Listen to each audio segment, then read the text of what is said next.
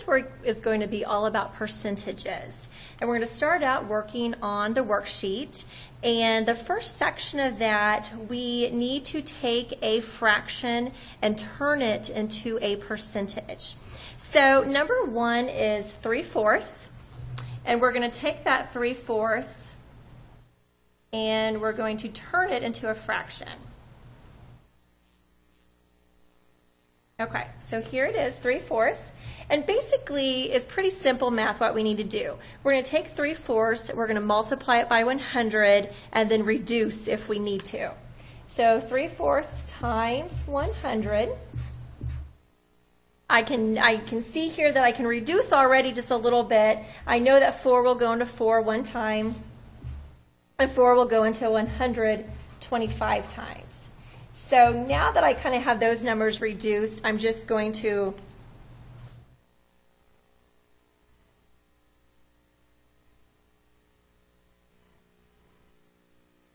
okay, sorry, that was paused for a minute.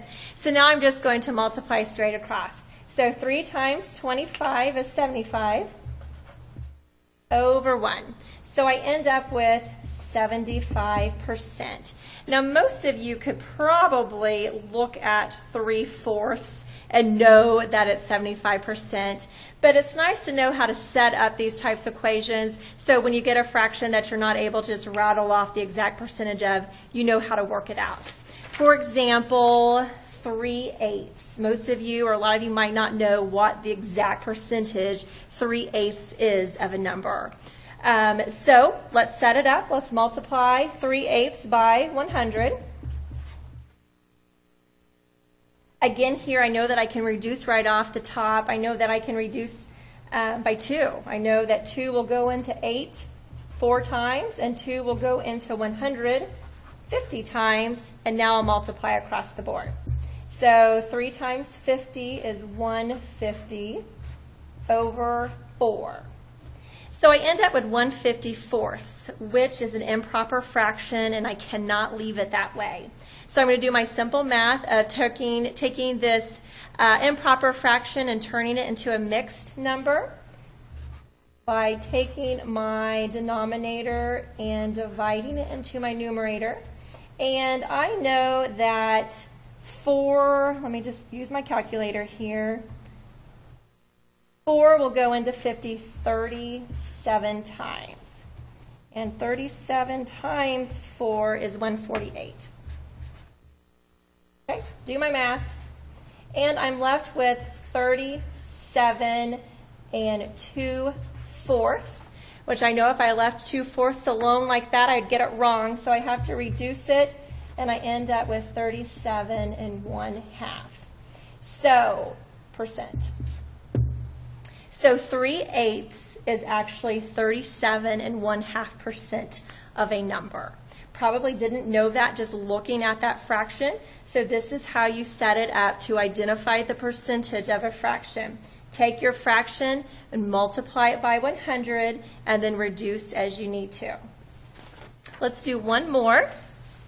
Let's take 4/5 and identify what fraction it is, or what percentage it is, I'm sorry. The fraction's 4/5, we're going to identify the percentage. So again, I'm going to multiply it by 100.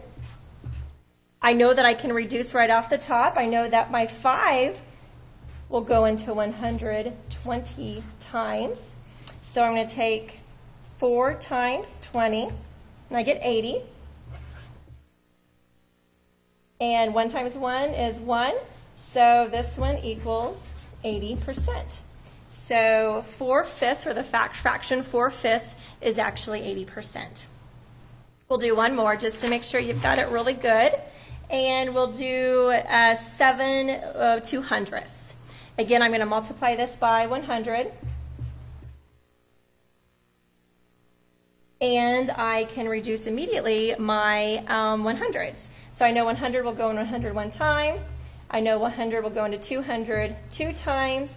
And now I'm going to just do my multiplication across the board. 7 times 1 is 7. 2 times 1 is 2.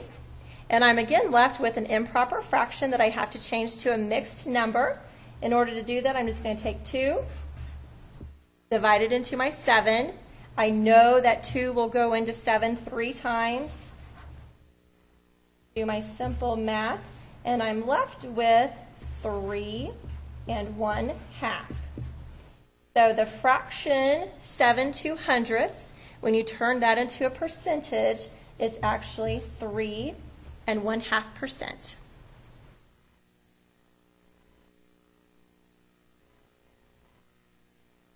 The second section of percentages is simply taking a decimal point and turning it into a percentage.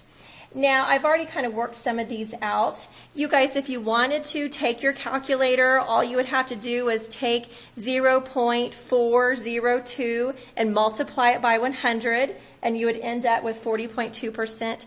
Or just take the problem, and like we did when we did our decimal work, you just move your decimal point 2 places to the right.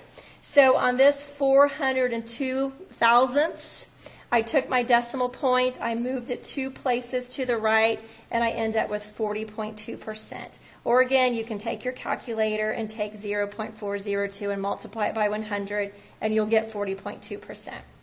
Down here we had 0.0367. I just moved my decimal point over 2 places to the right, and I ended up with 3.67%. The next one was 0.163 or 163 1,000ths. I took my decimal point, moved it over 2 places, and ended up with 16.3. And the very last one, I had 98 100ths, moved my decimal point, and I ended up with 98%. So when you're trying to identify a percentage of a decimal, very simply multiply it by 100 or just move your decimal point over 2 places, and you'll be able to get your percentage very easily.